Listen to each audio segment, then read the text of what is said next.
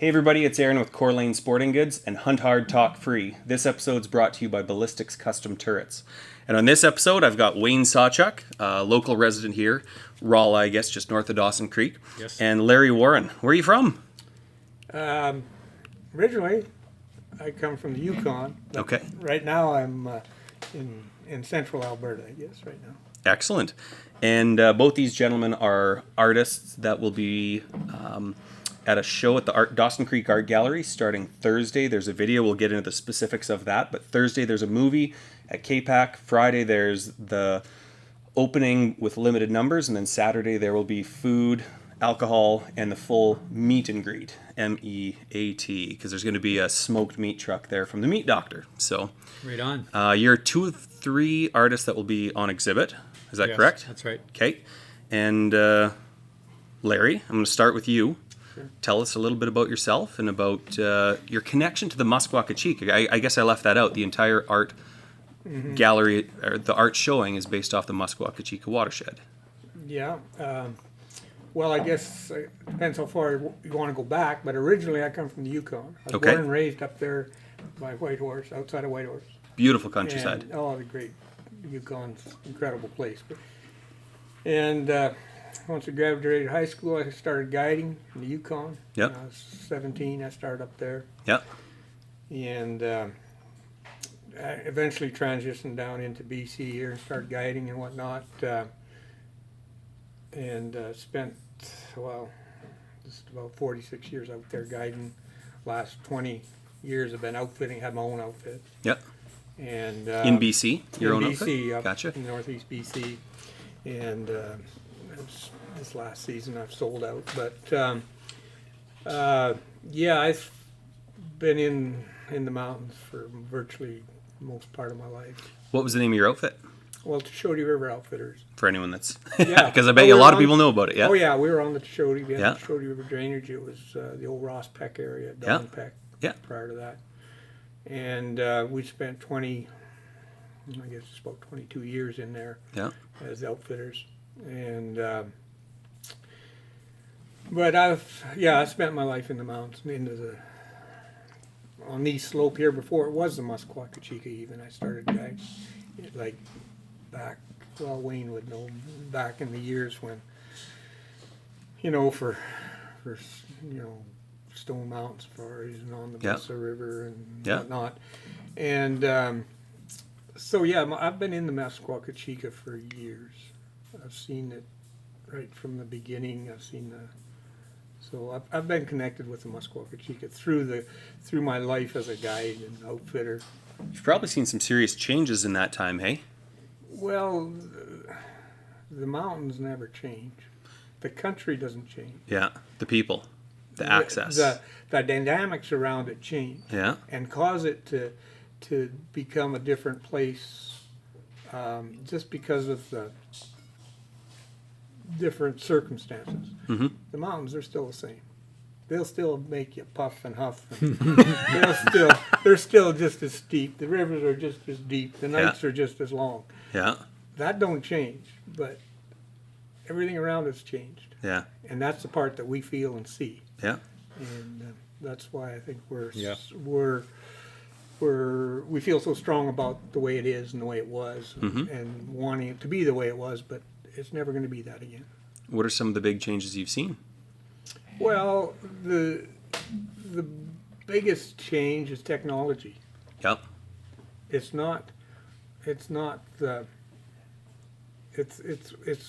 how it's done now. Mm-hmm.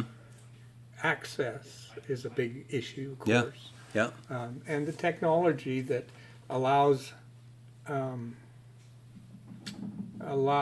the ability to do it, or not to do it, but to be able to go there, has changed it. Okay. And I'm not saying for the worst. I'm just saying that it's changed it. It's different. It's different. Yeah. But the no mountains, they're the same, and they still got to be taken care of. Like, they can't take care of themselves. Fair enough. You know what I mean? Yeah, You know what I that's mean? right. They can't fix it. Yeah. And so it's a tough road to hoe now. Yeah. gonna attack you with the same types of questions, Wayne. Sure. Give us a bit about your background and your connection with the Muskwa-Kechika area. Okay. Well, I grew up in Chetwynd, Yep. and that's in the eastern slopes, a little bit further south than the Muskwa-Kechika. Yep. But I grew up there as in a logging family and hunting family, trapping family, and then the first year into the Muskwa-Kechika was in 1983, and a girlfriend and I went up there and we did 1984, and we did an 85-day pack trip. Wow. Yeah. 85 days. 85 days Wow. around the Tashodi and Prophet River and all of that country. That's a long Yeah. trip for a first trip. So you had to have had a lot of experience wrangling and horseback adventure. I was guiding prior to that, hunting Okay. guiding, and Yeah. in the mountains down here, around Chetwynd, Yeah. for quite a few years, and then when I got up there, this is a whole new world. Yeah. I mean, it's gorgeous and it's Yeah. big, and the wildlife, and I pretty much found heaven when I got up into that country. Yeah. Yeah. And I hear numbers of animals were much thicker back then too, like what you'd see on a trip. Yeah, we've A lot more moose and elk and deer, and then the sheep and goats. they've taken a hit in the last 10 years. Okay. It's been an amazing difference now, and we go out there every summer. I have an ecotourism business, Muskwa-Kechika Adventures, Yeah. and we take people out into the mountains and have since the early 90s Yeah. into that country. And so seeing that for that long, you can tell, what's going on out there. And the moose numbers, elk numbers, caribou numbers, they're not what they used to be. What do you attribute that to? There's probably a lot of different causes, but because it's away from the roads, it's not associated with any roads, it's not associated with places that get too much hunting. I mean, the numbers have gone down even in areas that are hardly hunted at all. Gotcha. So I think the criminal is climate change. Okay. And I think what we've seen out there is we've had these really strange events in January. We've had really warm weather Yep. and rain events on Yep. the snow.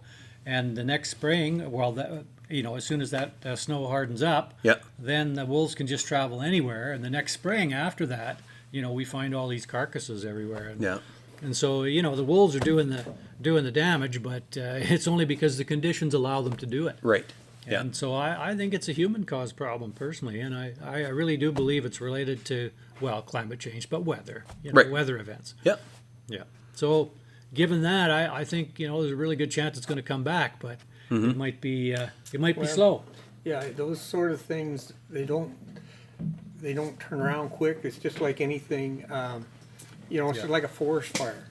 A forest fire will burn until it goes out, but it'll in the process decimate the whole Anything and country, everything in its way. Yeah. And then eventually it does come back in another 50, 60 years, Yeah. whatever it is. Yeah. Those things will, but anything like you say, the climate, whatnot, it took how long to get to this stage? It builds up slowly and this sort of thing, and Yeah. then it takes just as long to rebound. Too. Yeah. Just as long to make another change. Yeah. It's a big picture. Yeah. It's not a simple equation. No, and it's not going to be fast. No, But it is coming back. We're seeing more wildlife enough. out there now Okay. than we did even 3-4 years ago. I'm seeing more moose and more elk. Really? It's turning around. Okay. It has turned around. Yeah. I'm hearing stories of people going up there, and again, if we look at my Uncle Rod, for example, who's Yep. been hunting up there since the 80s, and he was riverboating up there back in the day, and he would talk about boating up there and seeing herds of 150 to 200 elk commonly. That was what you'd see. You'd go up there and it was just elk everywhere. It was Yeah. crazy how many elk he said they'd run into. And he says now, when you're up there and you see half a dozen elk here or there, it's not like the 150 to 200, but he says now what people are seeing or reporting are large wolf packs. Oh, And it's yeah. not just one. There's multiple large wolf packs that people are seeing up there now as well. But again, that's not their fault. It's not anything that the wolves are doing different. It's No. their access Yeah. and their ability to stay on top of the hard pack to run down the animals. And yeah, there's a lot of different factors that factor into that, and yes, predation is huge. Yep. But it's not something that's totally unique either. We had the huge ungulate populations Yeah. back in the 80s and Yeah. 90s and whatnot that were created through a lot of management and whatnot. Yeah. Different, well, let's just say it's fire. Fire They and- burnt these slopes. Yeah. Yep. Created Yeah. this huge ungulate population. Well, along come the ungulates and their foods, and they're a food source, so the predators increased as well. Yeah. At 6, 8 pups at a time or whatever, not one calf at a time, Right. whatever. Yeah. And one goes hand in hand. Right. Okay, and then When the food supply's good, the that's predators go up but as well. then in comes different dynamics or whatnot, and the food source is taken out, Yep. because like the ungulates become so abundant that all of a sudden they're pressuring each other, whatnot. Yeah. The elk are in the sheep ranges, the moose, whatnot. The different pressures amongst them, and Yep. then so of course then we as people decide to manage that. Well, we Yeah. manage that through different tools of hunting regulations, blah blah, whatever. Yep.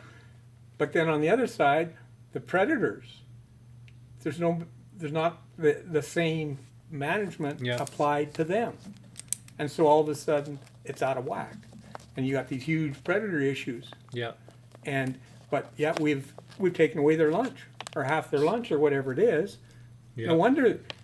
It's just too out of whack, and that's what I'm Yeah. saying. Yeah. There's not the balance ain't there, Right. and So do you think there needs to be more focus on culling of predators, or what are your thoughts there? well, there needs to be management. Yep. Like more. It's a crazy thing to try and do anymore with the politics and Yeah. all of this kind of Yeah. stuff. But yes, there needs to be management on that side of the equation. Yep. Like, well, the bears, we have no bear hunt anymore, whatever. And the wolf thing, the predators there, yeah, there needs to be more management. Yeah, it does, and that's the problem. It's out of balance. Yeah. On that exact note, I was just scribbling notes when you were talking. What are your guys' thoughts on the whole BC bear ban on grizzly bear hunting? It's all politics. Well, I mean, it's not an ecological issue. I mean, there's lots of bears out there on the ground, right? Yeah. So it's basically an animal rights issue. Mm-hmm. But how does that jive with what's going on in the ecosystem? If we're top heavy with bears, what does that mean for like moose, for instance? Because they're big predators in Yeah. moose populations in the spring of the year, particularly, and Yep. those populations go down. So how you fix it, I don't know, but closing off the hunt is definitely gonna cause some issues out there on the ground. There's no question. And what happens with ungulates is just one issue. I mean, there's safety issues as well. Yeah. And Yeah. so we're going to see, issues arising from that too, because the bears are conditioned historically to fear people because they've got the guns. Yeah. But if you're not hunting them or whatever, then that kind of goes away, and then you end up with a different situation. Yeah. So yeah, there's going to be issues out there on the ground. Jim Chalky had a great write-up when that young lady and her child were eaten up north, specifically on that, and basically pointing the finger back at the government and the grizzly bear hunts and stuff, saying she would probably be alive if right. and we're seeing more and more of that. I don't know what you guys are seeing up north, but around here we're seeing a lot thicker grizzly populations, Tumbler Ridge or out towards the Alberta border. Mm-hmm. They're thick. There's lots. I've got friends with trail cams set up in a few different spots, and they're seeing multiple grizzlies within a couple day span where Yeah. they'll see 5, 6, 7 grizzlies, different bears passing by the cameras. Oh, yeah. It's That's commonplace nowadays. yeah, Oh, it is. yeah. No. So we need to get the bear hunt back. Well, that's one of the tools. Yeah. That's one of the management things that we're talking about. Yeah. There's only certain things that you're going to be able to do, and it's so flippin' much politics involved that. Yeah. Um, Well, and that's all that was when the NDP got elected in here. They just had to appease the Greens, who had the coalition with. So, first thing they do here, this will appease you overnight. and that's the issue. These areas like the Muskwa-Kechika and whatnot out here, these wilderness areas, Yeah. are being managed or whatnot by people or by groups or people that are don't even know where it is. Right. They've never Those even decisions seen it. are occurring in Or what? That's Vancouver. What I'm saying. Yeah, it's not people with any kind of history on the ground or Yeah. any kind of background that's involved in the decision making. They need consultants like yourselves that have spent a lot of time up in these areas. I ain't political enough to do that. But Need a that's job that bad. unfortunately that's what Right. politics need is people that aren't Well- political just to give this is the brass tacks. Yeah, but they'll never get there because there's too much common sense in them. Yeah. I'm just saying. Yeah. I don't want to do politics. Fair enough. Yeah. We got sidetracked. Yeah. Well, it's easy to get down a rabbit hole when Indeed. you get into that, and I think we're all passionate about it as well. Well, for sure. Back to the changes that you've seen in the last 4 to 5 years, do you think there's anything that has caused those changes now that you're seeing the ungulate populations increasing? What's that attributed to? Well, I think they have been doing some wolf control. No, okay. And that certainly has helped. And I think we've just had better winters. Like Yeah. we've had some good growing time, and Yeah. and I think the populations are just starting to rebound because of that. And again, because the wolf call has probably helped out a lot on that in certain areas for sure. Yeah. Yeah. But yeah, I think it's just going to take time. Yeah. And whether it's going to be fast enough to satisfy everybody is another question. Yeah. Yeah. Yeah, for sure. There is a lot of pressure out there on the land base. There's no doubt about it. Yeah. Yeah. And why wouldn't it be? I mean, it's the greatest place in the world. Yeah. I mean, it's no wonder everybody wants to go to it. Yeah. I mean, there's Yeah. no secret. It's the greatest place in the world. And I think this whole outdoor ecotourism, hunting, fishing, camping, this whole industry for quite a bit of my youth had quite a negative stigma on it, and we'll call it the Elmer Fuds or the guys in the trucks drinking beer and shooting signs, and that was the stigma that hunters had. Yeah.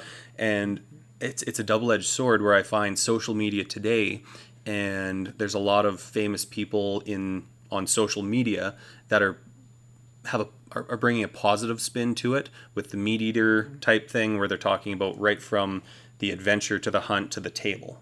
Here it is. And they kind of have more of a positive, they've brought a positive light to it. But on the other side of that sword is a lot more people now want to see it, do it, access it.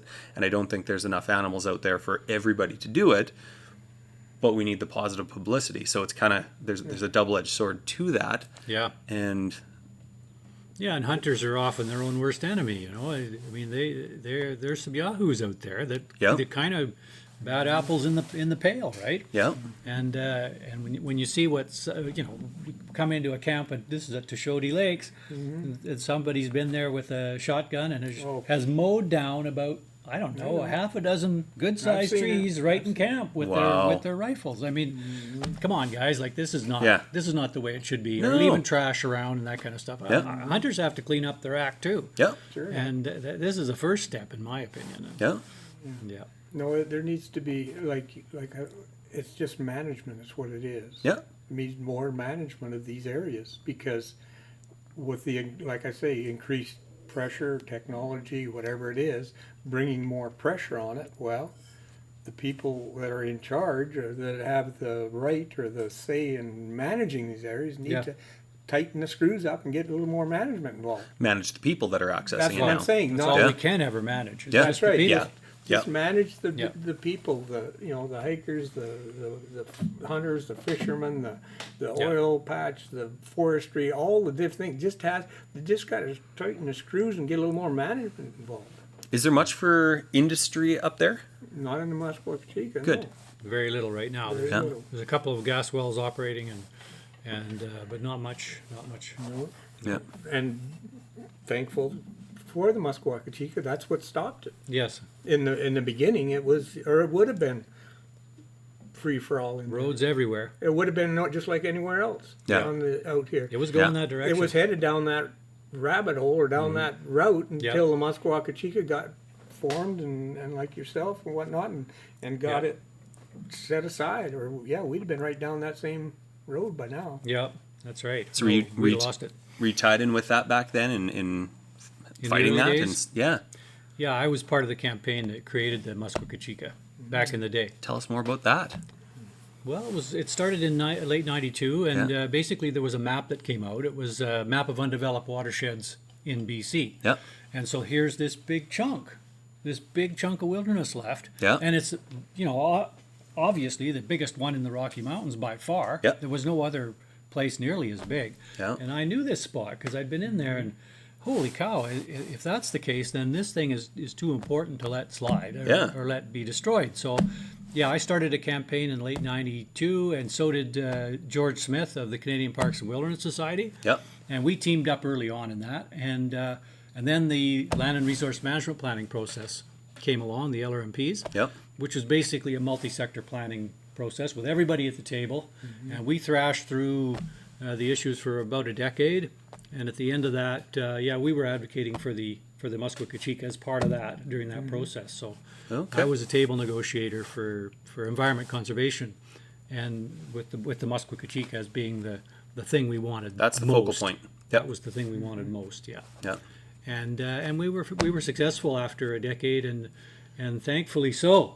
That's right. Because the thing was, at that time, they were going for deep gas. Yep. And the oil and gas was all along the eastern slopes, and they were starting to come into the mountains. Yeah. And those roads were going to shoot right up to the end of the Prophet River, or the end of the Sicannie. Well, there's a well up at the Sicannie, more than 70 kilometers up there. Okay. Drilled at that time, and so it was a good example that hey, something's got to be done. Yeah. So we said, okay, well, what we need to do is have pre-planning. Like, let's figure out ahead of time what we're going to do here before we sell these tenures and everything. And so that was put in, and then fortunately the shale gas came on stream right at that time. Yeah. And all the pressure just swung outside because it's cheaper and easier and all that. And Not a lot of the shale sands up in that, not shale sands, the shale stone gas. up there. Yeah, those formations don't extend into the Muskwa-Kechika. Perfect. They come right up to the edge of it And stop there. and stop there. And so, hey man, this is fantastic. Yeah. Because everybody's happy now. Yeah. The oil and gas guys have their sandbox. And Yeah. That's Those right. people who like the wild places, they have their sandbox. Yeah. and Yeah. Oh, it's all good. we've seen such, again, born and raised in Dawson Creek, from the places that I hunted with my grandfather and my parents when I was young. Sure. Access, there were a lot of spots that we'd be the only people in there hiking in or quadding in down a goat trail and then hiking in and stuff, that there's now just super highways everywhere. And when you fly over this area, it's just a map, just connect the dots and you can see all the, Oh, absolutely. so So Yeah. if we hadn't have done anything, we'd ended been the up same. with the same thing in the Muskwa-Kechika as everywhere Quite else. likely. There'd be Quite likely. roads everywhere. That's Yeah. how it would have went. yeah, money talks. It was going that direction. Yeah. Yeah. And again, double-edged sword, because that's what fuels our economy here, right? You know, And I that's- have no problem with the oil and gas industry. It's just that it can't be everywhere. Nope. Right? Or forestry can't be everywhere. Yep. And nobody can have it all. Yep. And so we just need places that, we have industry our boundary. here. And that's what the LRMPs did. Basically, it zoned it and said, this is the high intensities area, and these Yep. are the low intensity, and here's areas that are off limits. Yeah. And it's a balance, right? It's Yeah. a balance across the land base. And I don't think there's any other way to do it that makes sense. Well, it's proved that was the way, Yeah, because here we are today, we still have a Muskwa-Kechika, that's right. and so Exactly. obviously was the right choice. Yeah. Whether or not it made everybody happy and warm and fuzzy, I don't know, but obviously that's where it is. Yeah. So, And it's still, Yeah. it's for me, 40 years later, to be able to go in there and access it a difficult way, we'll say, whether it's by plane or by boat or hiking in for a couple days, it's still as beautiful as the day you guys went in there. Oh, absolutely. Might not be as many animals, but it's pretty awesome that it is. Well, if we have the habitat, Yeah. the animals will come back. Yeah. That's how it is. And so that's part of the management thing, I feel, is we've lost a huge part of the habitat, though. It that created, like back in the 80s. Yes, and that's whatnot, true. Yeah. When the huge ungulate populations were created, most of them was due to the burning. Oh yeah. And burning program that created this. Well, that's been off the table for long enough now that a good percentage of that country has lost the habitat. It's burnt. Yeah. It's come back to brush, just not conducive to some of the species. The Wild Sheep Society still does controlled burns, but I think they're smaller. Well, yes, we were involved in one here just a few years back on the Tashodi, and yes, we did. We were able to do a burn, and it was successful. And that's the sort of thing that needs to carry on. Yeah. It's all part of the whole big picture. Yeah. If we look at what this area, how it was created, and some of the dynamics that created it. Yeah. If we want to see that again, we have to use that same recipe. Yeah. And that was part of it. I really feel strong about that because, like I say, on the Tashodi Valley, I'll bet we've lost 75% of our habitat, our elk habitat. Oh, okay. That's why the elk, they just won't live there. Yeah. The habitat's gone. It's not that we've killed them all or whatever else. It's not conducive to. They're somewhere. They've gone. They won't. Pushed out. Yeah. They won't live where they can't. Yeah, it's too brushy. And it's too brushy. Too thick. They're a grass. They feed on grass. Yeah. They're not a browser like a moose and all that sort of thing. And for safety and different dynamics, different ways of them surviving, they've lost their habitat. I've seen it. Yeah. In the 20 years I've been on the show, I've seen it go. Makes sense. It's not there anymore. How do we ramp that up? Get some matches. that's basically, if you want to go right to cut to the kill, buddy. Yeah. You got to get some valley on fire. Yeah. You got to get some fire again. Get some of that brush out of there. And the whole east slope's that way. You talk to anybody along the whole east side, whole east slope, and they'll tell you the same flipping thing. Yeah. We've lost our habitat. And that's not a new thing. I mean, It's not new. First Nations were doing it for hundreds and probably thousands of years prior to this, and that's what created all the habitat initially. That's what I was just going to say. You go all the way down into Alberta and all that country and that grasslands. You go out there and look at them big old brushy north slopes and whatnot, and them big old prairies on the south side. You think that was natural? Hey, someone way back sometime left the campfire burning. First Nations were managing the land. That's what I'm saying. That's what created, like the Tashodi is a First Nations name. Tashodi means blue water, and that's back in the day created those places. Yeah. And so, you gotta get back into history, figure out the recipe. Yeah. And because since man's been on this earth, we've been screwing it up. So, and affecting it, and changing it, and making places this way and that way. Yeah. And this east slope was just part of that whole process. Yeah. Yeah, for sure. And the First Nations populations there was a lot of folks out on the land. Yeah, sure was. When we go up, we're going over a remote pass, which we think is in the middle of nowhere. Yeah. Then you look down and here's an artifact. Somebody has been there, making a tool in the past, and the whole country was used and managed as well. Right. They were managing. And in those days, it wasn't. It was a different climate, a different. They did what they needed to do. Yeah, that's true. There was no rules. Yeah. They made them. Yeah, they made them. And if they needed something done, let's get her done. Do it. Yeah. And it's their survival. It meant survival. Yeah. It wasn't recreation or nothing. Yeah. Right. It was a way of life. Yeah. We got to have grass. We got to have meat. We got to have shelter, whatever it was. Yeah. And it's too bad Ryan Dickie wasn't here. He's the third artist in the show. Right. He's the First Nations from Fort Nelson. Yep. And I'm sure he could tell you a lot of stories about that because he's got the history in the country, right? So we might have to get him in here still for a podcast. I think it's a good plan. Yeah, absolutely. Yeah, yeah. Because that's what it's all about: getting the stories out there and Yes. sharing them with people. Because so many people want to hear them. Yeah. And hear the history, and that's where it's at for sure. And having a different perspective and coming from his background would be great. Yeah. Yeah. Oh, he's excellent. Tell me about in your little write-up that Marcia did for the Yeah. art gallery, you're tied in with the Yukon to Yellowstone. Why do I? Why do I? Yep. Tell me about that. And I'm asking from, I'll say, a naive perspective and hearing the positives and the negatives with the caribou, the land closures, those sorts of things. And then if you get down the deep rabbit holes, the big organizations in the States that are funding it, and then there's, again, you can get down a rabbit hole about, what are those big organizations really pushing for and stuff. So tell me a bit about Yukon to Yellowstone. Sure, the why do I? Well, I know quite a bit about the why do I. I was out on the Caribou Range, which is on Keeley Creek, with Harvey Locke. And this was in the early 90s. Yep. And Harvey Locke was a great conservationist. He was with Canadian Parks and Wilderness Society, and I was on the board at that time. And he comes out of his tent in the morning, and he's written on the side of the map. He said, we went out yesterday and we counted 26 moose and a few elk and some caribou. We went out the next day in a different direction and counted 27 moose and a bunch of elk and some caribou.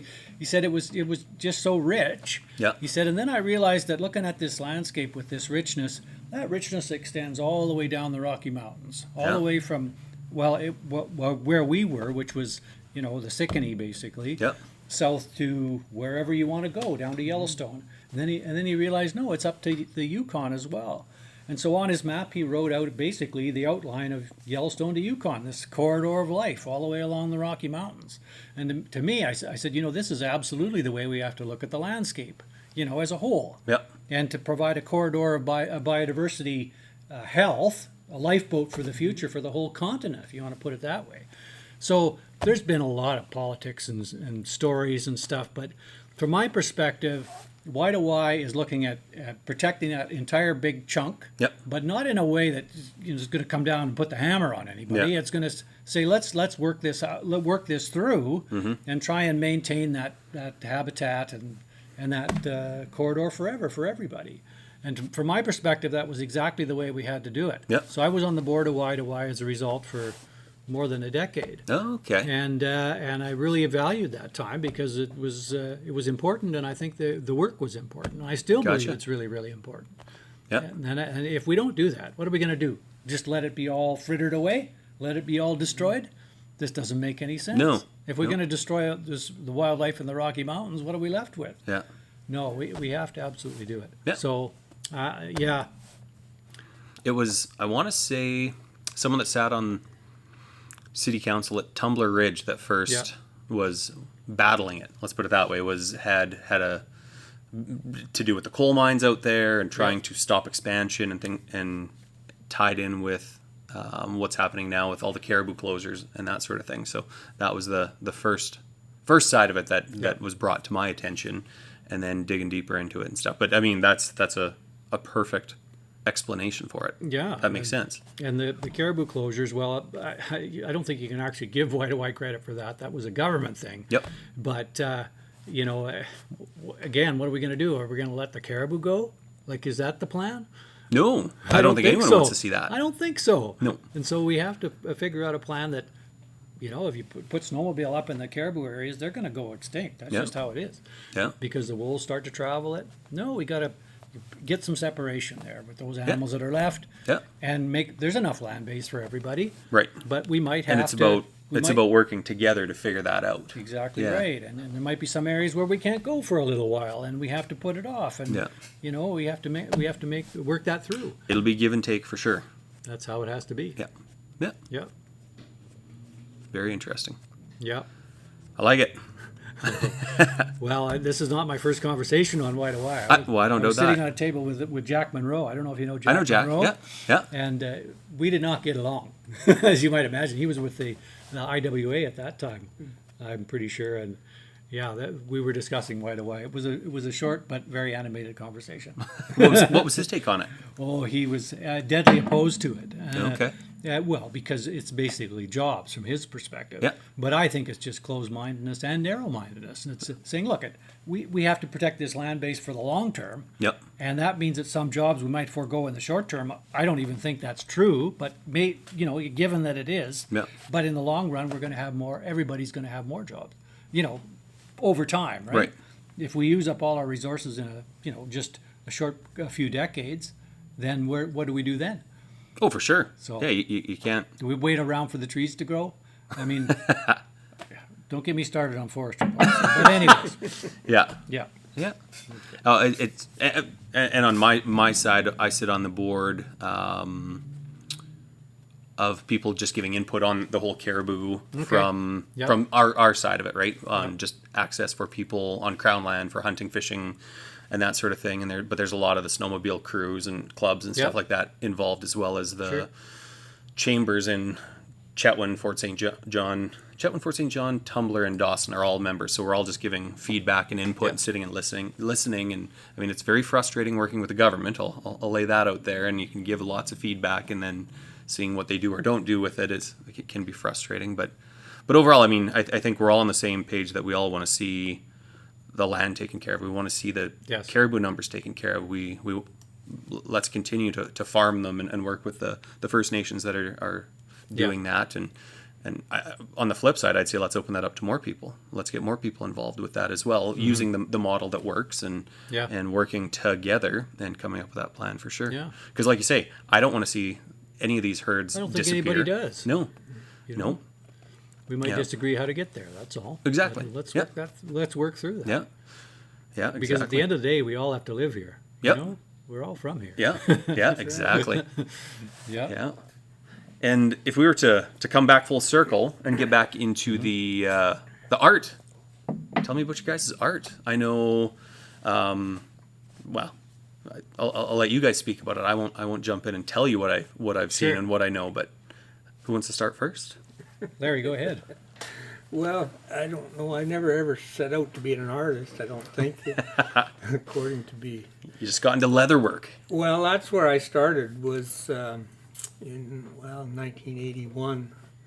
Went to Oklahoma Yeah. for a year to learn to build custom-made cowboy boots Yeah. and saddles, custom saddles. And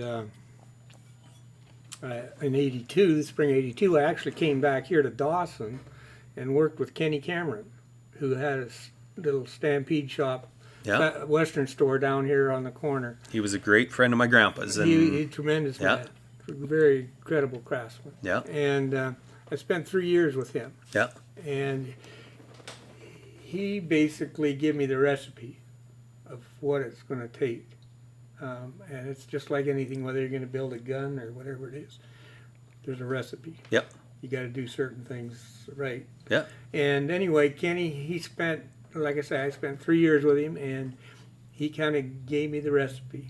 And then it was 30 years of downhill from there. But anyway, no, it was something that I always, I guess I always kind of had a little bit of an artsy fartsy side to me, whatever you want to call it. Well, you must have. You had for all the talent. stuff that you're turning out. Holy Yeah. Well, it was a deal where I went ahead and kind of got to where I was able to do some leather work and had a few shops, saddle shops and whatnot. Yeah. And was mostly in the custom end of things, with custom orders, but I did have a repair business and whatnot too for cash flow. But anyhow, as I all through those same years, I was in the mountains too. I'd go and guide every year in the fall. Yeah. So I was around this, the hunting industry all my life too. And of course, the horns and the antlers and everything that you handle and all that. Eventually, somehow, I got this wild hair idea that maybe I could put my leather stamping patterns, my floral pattern, Yeah. on a horn or an antler. Yeah.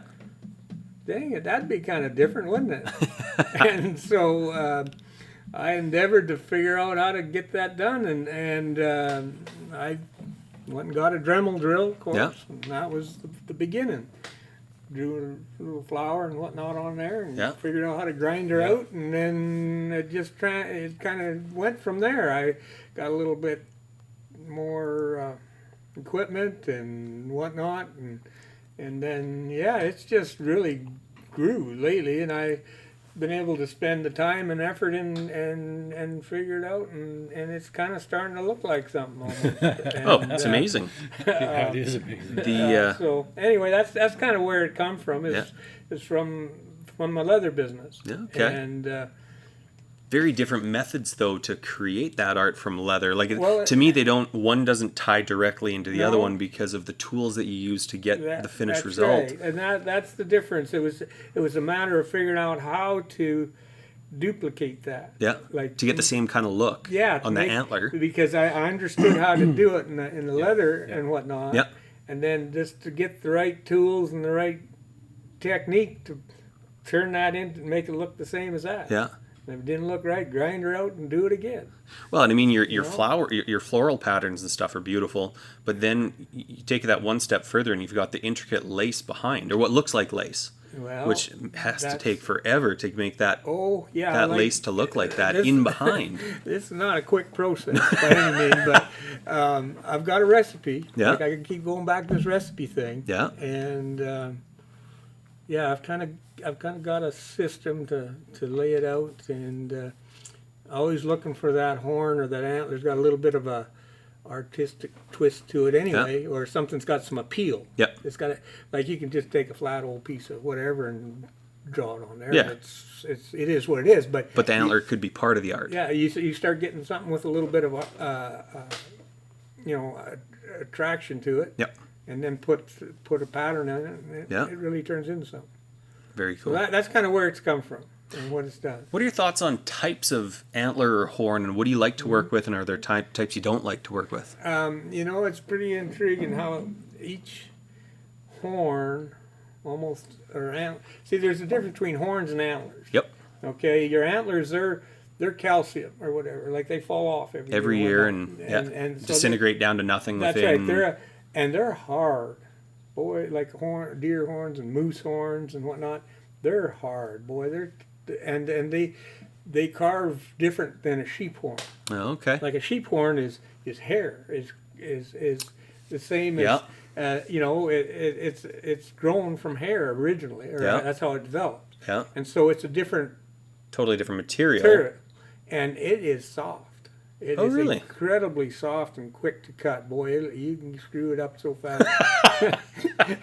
But it's a different material. Yeah. And it's the same thing. I'm doing a buffalo horn right now, Oh yeah, and it's a horn again. And Yeah. by golly, it's just like that old sheep horn. Yeah. really soft. Yeah, you don't push too hard on it. But a moose horn and horns are harder, a lot harder. The antlers, the moose and the Or elk and the moose deer. antlers, Yeah. Yes.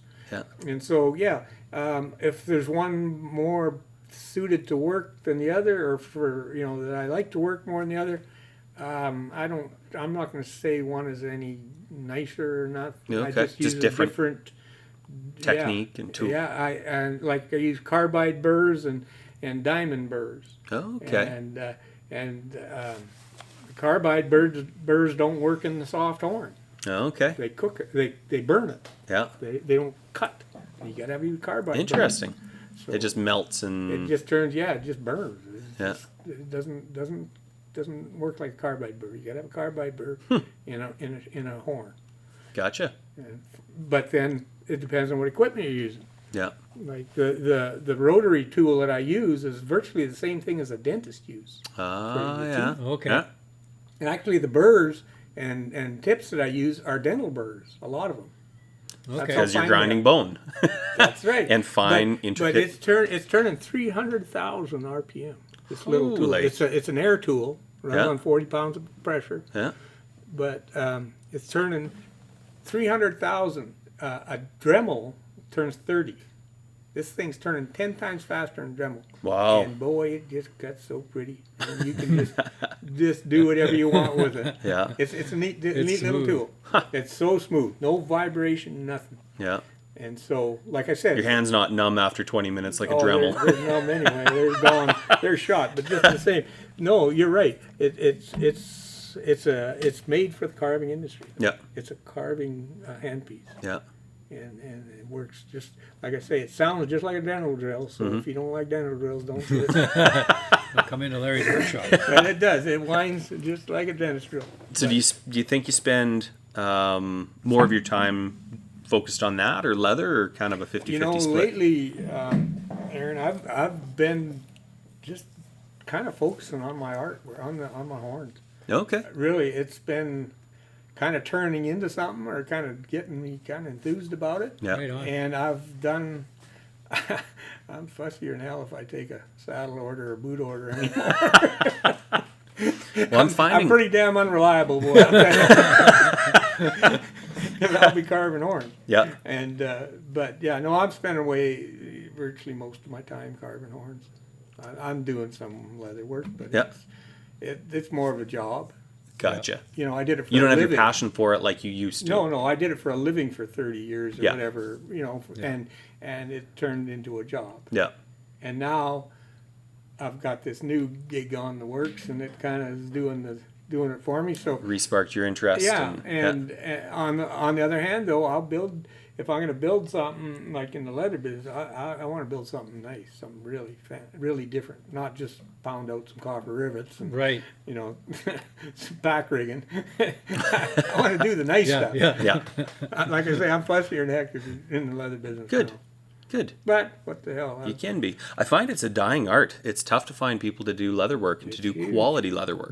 It's huge. We've got a couple in this area that we have do holsters for us, and we're very fortunate Mm-hmm. to have them for knives and pistols and stuff like that. But No. there's not a lot of young people taking it on.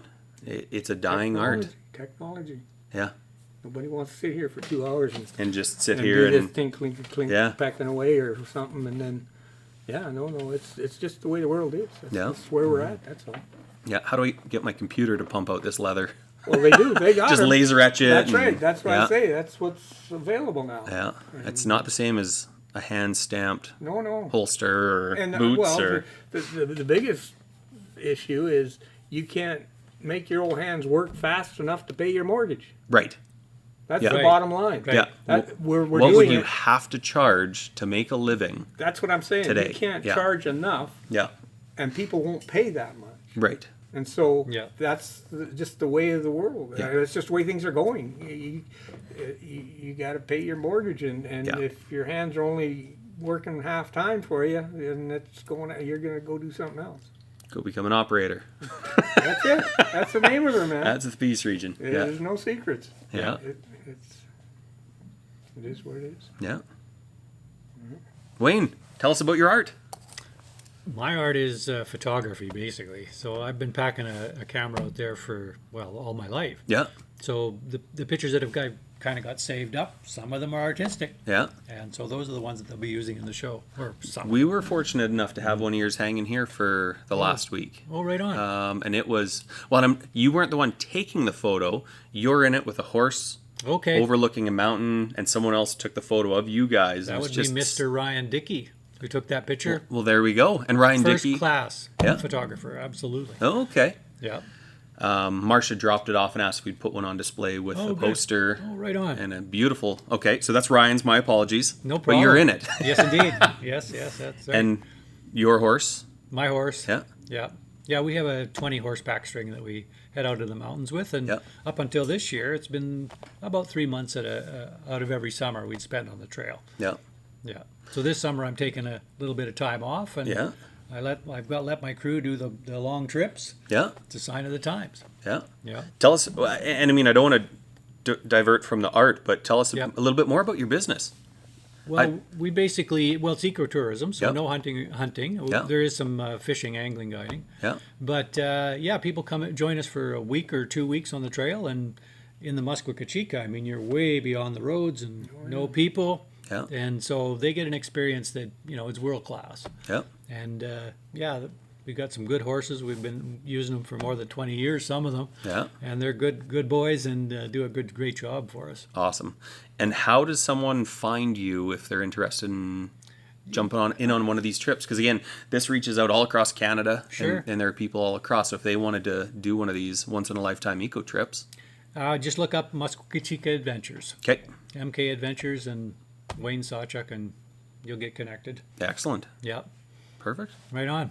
And so, starting Thursday, there is Ryan Dickie's movie on the Muskwa-Kechika at the K-Pac, or at K-Pac here in town at 6:30.